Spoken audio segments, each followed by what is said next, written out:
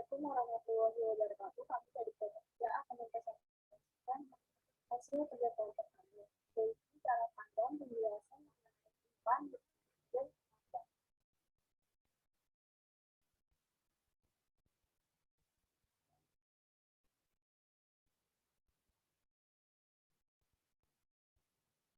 cara pandang. Seperti kata komunikasi dan budaya yang memiliki banyak definisi, sesuai dengan kata cara pandang. Banyak pengertian umum seperti yang diungkapkan oleh Isi, Koch, dan Roth. Cara pandang merupakan orientasi budaya terhadap Tuhan, kemanusiaan, alam, tentang keberadaan sesuatu, alam, dan kosmos, kehidupan, moral, dan alasan etis pernikahan, kemudian dan isu filosofis lainnya. Itu bagaimana cara pandang menyediakan dasar persepsi dan sifat realitas seperti yang dialami oleh mereka yang berbagai budaya yang umum. Pandangan budaya berfungsi untuk membuat berantakan dan tidak berarti menjadi dapat diterima oleh akal sehat. Cara pandang ditentukan oleh pemahaman politik sebagai dasar untuk suatu tindakan yang memungkinkan kelangsungan dan prestasi.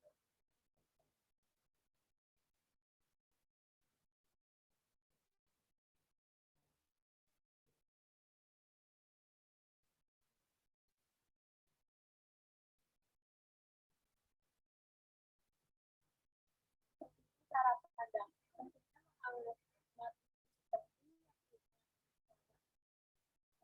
pandang dengan jelas diidentifikasikan oleh penonton jika seseorang mengerti tentang pandangan suatu budaya di kosmologi. Keakuratan dapat diperoleh dalam perilaku yang terprediksi dan motivasi dalam dimensi lain. Perilaku yang terprediksi merupakan cara singkat untuk mengerti bagaimana orang lain memandang diri dan hubungan lain antara cara pandang itu dapat dilihat dari bagaimana budaya memandang bisnis. Dalam The Protestant Ethic dan Spirit of karya Uber dan Religion and of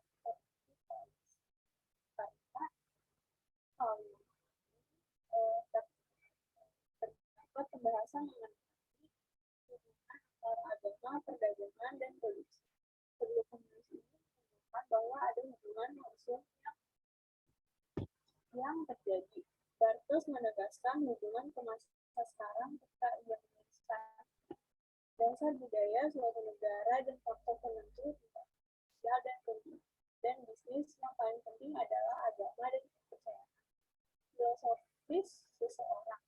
Kepercayaan ini melahirkan persepsi tentang peranan dan sikap terinstitusi di mana aktivitas ekonomi berlangsung.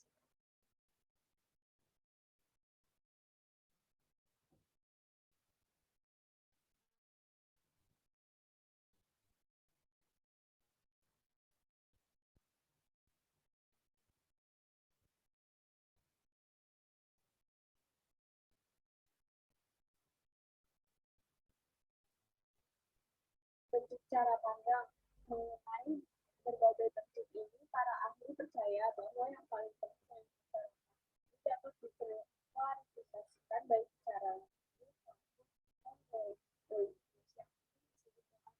sekuler dan itu ada agama sebagai cara pandang, sekularisme sebagai cara pandang, dan spiritual sebagai cara pandang.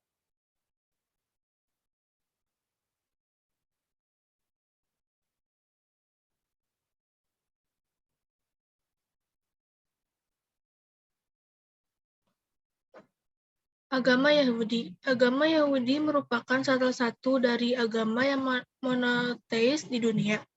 Dasar dari agama monoteis adalah pandangan universalisme yang berarti suatu kepercayaan akan adanya satu Tuhan saja, dan Tuhan inilah yang menjadi Tuhan atas umat manusia. Inti dari ajaran agama Yahudi adalah terletak pada keberadaan perjanjian antara Tuhan dan pengikutnya. Pandangan mengenai kehidupan bangsa Yahudi melewati 4 siklus kehidupan, kelahiran, bertumbuh dewasa, pernikahan, dan kematian.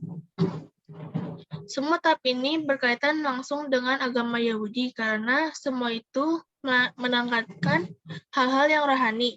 Masing-masing ibadah itu memberikan wawasan mengenai karakter Yahudi dengan menggarisbawahi apa yang mereka anggap penting. Pandangan mengenai kematian. Hal yang menarik dari agama Yahudi dan kematian adalah tidak adanya penyelesaian terhadap mengenai pandangan mereka tentang kehidupan setelah kematian. Ada sedikit referensi mengenai kehidupan setelah kematian dalam tulisan tradisional agama Yahudi, sebenarnya Torah. Tulisan penting dalam agama Yahudi sama sekali tidak memiliki referensi mengenai kematian. Ada situasi di mana agama Yahudi terdiri atas berbagai kepercayaan, dari tidak adanya pandangan mengenai kematian sampai pada kebangkitan tubuh dan kekekalan jiwa. Yahudi Ortodok percaya akan kebangkitan tubuh dan kehidupan setelah kematian. Sedangkan Yahudi Reformasi biasanya percaya pada bahwa seseorang hidup melalui prestasi mereka atau dalam kesenangan orang lain.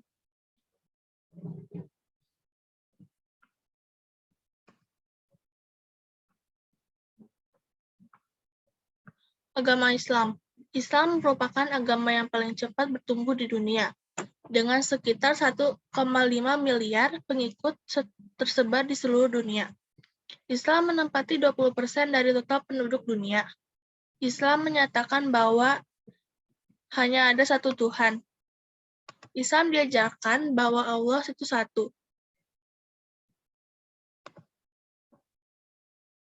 Tidak ada Tuhan selain Allah. Islam tunduk kepada perintah Tuhan. Al-Quran menekankan keagungan Allah berulang kali, kemurahan hati yang ditunjukkan kepada manusia secara khusus, ketaatan, serta rasa syukur. Pandangan mengenai kehidupan. Dalam Islam, kehidupan agama dan sosial tidak bisa dipisahkan. Islam memerintahkan umatnya untuk menghidupi kehidupan pribadi, sosial, ekonomi, politik, dan spiritual dengan sebaik-baiknya. Pandangan mengenai kematian. Menurut ajaran agama Islam, mereka yang mati akan dibangkitkan lagi dari kuburnya disertai peristiwa hancurnya alam semesta atau kiamat, di mana pada hari itu akan ada hari pembalasan dan penghakiman sesuai dengan perbuatan manusia selama di dunia.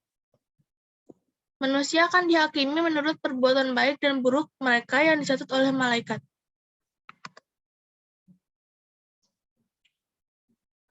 Kekristenan. Secara historis, Kristen terdiri atas 3 cabang utama, yaitu Gereja Katolik Roma, Gereja Ortodok Timur, dan Protestan. Pandangan mengenai kehidupan. Salah satu ajaran mengenai kehidupan di Kristen adalah memandang bahwa masa depan itu penting.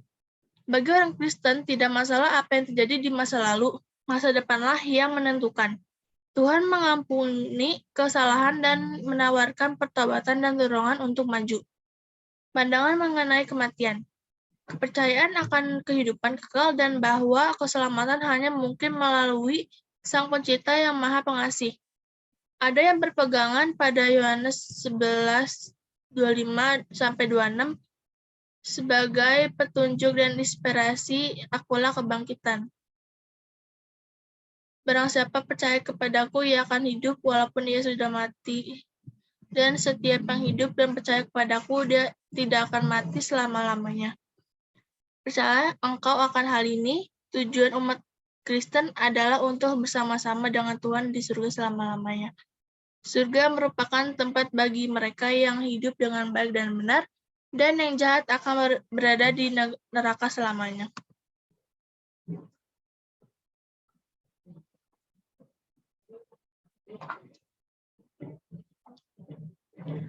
Konfusius. Ajaran Konfusius mempengaruhi persepsi dan komunikasi dalam berbagai cara. Pertama, ajaran ini mengajarkan secara langsung dan tidak langsung pandangan tentang empati. Kedua, ketika berkomunikasi, mereka mengikuti Ajaran Konfusius akan memperhatikan status dan peranan hubungan. Ketiga, prinsip ajaran ini memperhatikan ritual dan protokol. Akhirnya, filsafat Konfusius akan cenderung untuk menggunakan kata-kata yang tidak langsung dibandingkan kata-kata langsung. Pandangan mengenai kehidupan. Ajaran Konfusius tidak tertarik pada kematian dan kehidupan setelah kematian. Inti dari pandangan mengenai kematian ini disimpulkan dari pembicaraan Konfusius dengan muridnya. Qi Lu menyuruh melayani makhluk rohani. Konfusius berkata, jika kita tidak dapat melayani manusia, bagaimana kita dapat melayani makhluk rohani? Saya bertanya mengenai kematian. Konfusius berkata, jika kita tidak tahu mengenai kematian, bagaimana kita dapat mengetahui kematian? Pandangan mengenai kematian. Salah satu poin penting dalam bab ini adalah banyak pendekatan yang berhubungan dengan pertanyaan tentang kehidupan dan kematian. Homer benar ketika ia menuliskan pada tahun 800 SM bahwa semua orang memerlukan Tuhan. Agama yang selama ribuan tahun telah memberikan pengaruh pada kehidupan setiap budaya dan anggotanya.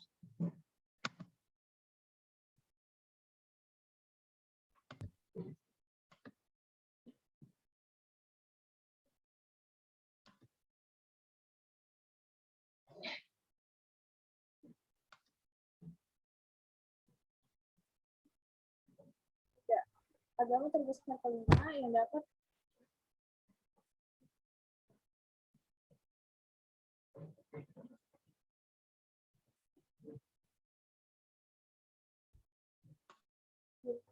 Hindu merupakan agama tertua di dunia. Ada mitos ditemukan hanya di India karena sekitar 80% dari populasi India adalah penganut agama Hindu. Di luar penganut dan sejarah panjangnya, umat Hindu tetap menjadi agama yang orientasinya paling sulit diminati oleh bangsa Barat.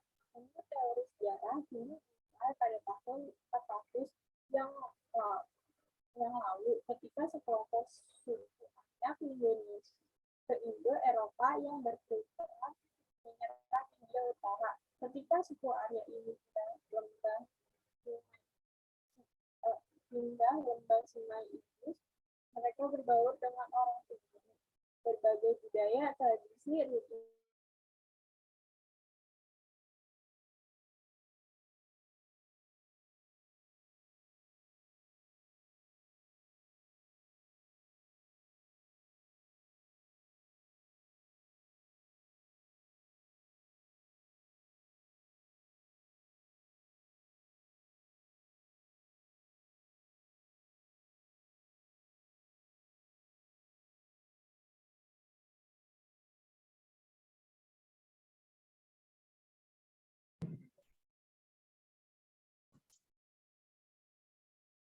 Hindu merupakan agama tertua di dunia. Ada mitos ditemukan hanya di India, karena sekitar 80% dari populasi India adalah penganut agama Hindu. Di luar penganut dan sejarah panjangnya, umat Hindu tetap menjadi agama yang orientasinya paling sulit dimengerti oleh bangsa Barat. Menurut teori sejarah, Hindu dimulai tahun 4000 yang lalu ketika sekelompok suku Arya ke Indo-Eropa yang berkulit terang menyerang India Utara. Ketika suku Arya ini pindah lembah Sungai Indus, mereka berbaur dengan orang pribumi, berbagai budaya, tradisi, ritual, simbol, dan mitos. Pandangan mengenai kehidupan agama Hindu juga mempengaruhi kehidupan seseorang. Hal ini karena agama Hindu mempercayai banyak budaya dan dewa. Perpaduan antara pandangan agama dan peradaban ini menghasilkan pandangan yang sama seperti sistem sosial. Sebagian jalan hidup ajaran Hindu terdapat dalam berbagai bentuk, misalnya orang yang terlibat dalam bermacam-macam ritual dan festival. Hindu tergambar dalam keluarga dan rumah. Rumah merupakan tempat yang paling penting. Banyak ritual terjadi di antara kebiasaan sehari-hari. Pandangan mengenai kematian. Menurut Narayanan, dalam suatu pernyataan, umat Hindu percaya akan kekekalan jiwa dan reinkarnasi. Artinya, walaupun tubuh mati, jika seseorang tidak memiliki awal dan akhir, namun hanya berpindah ke reinkarnasi yang lain dan akhir hidupnya. Pandangan dalam kitab Upanishad yaitu pertama dinyatakan bahwa karena kematian itu merupakan suatu hal yang tidak dapat dihindarkan. Kedua, dimensi yang sebenarnya dari seseorang sebenarnya tidak meninggal namun hanya mengambil tigu yang baru. Ketiga, jika seorang dapat mengalami keberadaan atmandalan hidupnya karena karma yang bagus, maka ia tidak perlu dilahirkan kembali karena ia telah mewujudkan Brahman.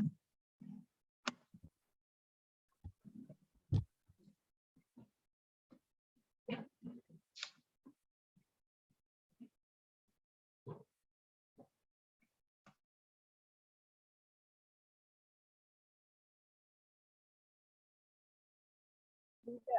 Agama terbesar kelima yang dapat mempengaruhi komunikasi antar budaya adalah agama Buddha. Buddha dalam pemahaman Barat merupakan sistem yang tidak mengenal keberadaan Tuhan yang mencari jiwa manusia yang percaya bahwa kepercayaan akan kekal adalah sesuatu besar yang menolak kemujarapan, doa, dan pengorbanan yang mengarah manusia untuk tidak bergantung pada orang atau sosok lain, namun diri mereka sendiri untuk memperoleh keselamatan. Pandangan mengenai menerima pandangan bahwa semua orang dan semua individu tidak sama, mendorong juga memiliki pandangan bahwa semua manusia dan manusia itu dapat berubah. Pandangan yang berhubungan dengan tidak dapat prediksi ini dikatakan oleh filsuf Buddha abad kedua Narayana, hidup itu begitu rentan, lebih rentan dari gelembung sabun yang diterbangkan angin ke sana sini. Betapa mengherankannya mereka yang berpikir bahwa setelah menarik nafas, mereka yakin akan bernafas kembali atau mereka yang terbangun setelah tidur malam. Pandangan mengenai kematian. Walaupun ajaran mengenai kematian tidak banyak dalam agama juga, namun ajaran ini tetap penting. Yang pertama, kematian secara fisik, dan yang kedua, konsep kelahiran kembali. Kelahiran kembali, pandangan klasik Buddha terhadap kematian adalah bahwa kematian merupakan suatu hal yang tidak dapat dihindari dan dapat menimbulkan kesedihan hanya ketika seseorang berusaha untuk menghindar darinya, bahkan melalui spekulasi mental terhadap kematian atau kekekalan jiwa. Ritual pemakaman dalam Buddha beraneka ragam pada setiap budaya. Akan tetapi, dalam banyak kesempatan pemakaman dianggap bukan hanya sekedar akhir dari kehidupan, namun juga merupakan masa transisi ke kehidupan lain.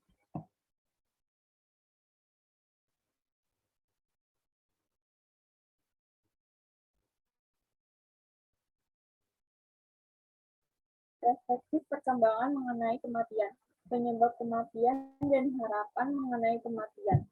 Walaupun kematian biasanya terjadi di usia akhir, kematian dapat datang kapan saja pada fase perkembangan manapun.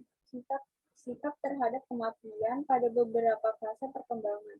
Masa bayi tidak memiliki konsep tentang kematian, prasekolah sedikit konsep tentang kematian, usia SD lebih realistis kepada kematian, remaja memiliki pandangan yang lebih filosofis tentang kematian. Dewasa menunjukkan kesadaran yang tinggi tentang kematian. Dewasa akhir atau tua berbicara lebih banyak tentang kematian.